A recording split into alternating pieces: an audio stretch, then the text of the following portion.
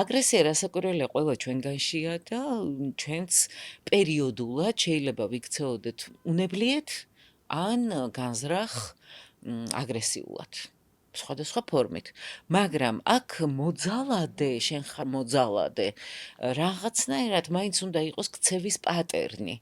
არა ერთჯერადი ქცევა, არა ეპიზოდური ქცევა, არა კონკრეტულად ვიღაცის მიმართ ერთგვარი რაღაც გაბუტვა თუ დროდადრო გამოჩენილი კბილები, რომელი კბილებიც ყველას გვაქვს, არამედ როცა ეს არის შენი პატერნი, ურთიერთობა ზოგადად ადამიანებთან, სამყაროსთან და როდესაც ეს არის შენი ქცევის მთავარი მოდელი, ასე ვთქვათ, მაშინ შეიძლება გერქვას მოძალადე, მაგრამ სხვა შემთხვევაში ეს უბრალოდ არის ის, რომ ხო, არავინ არ ვართ ანგელოზები, ყველას გვაქვს კლანჭები, ყველას გვაქვს ეშვები. და ყოველთვის ბავშვობიდან მოდის ეს ფსიქოლოგიური მოძალადის ქცევები?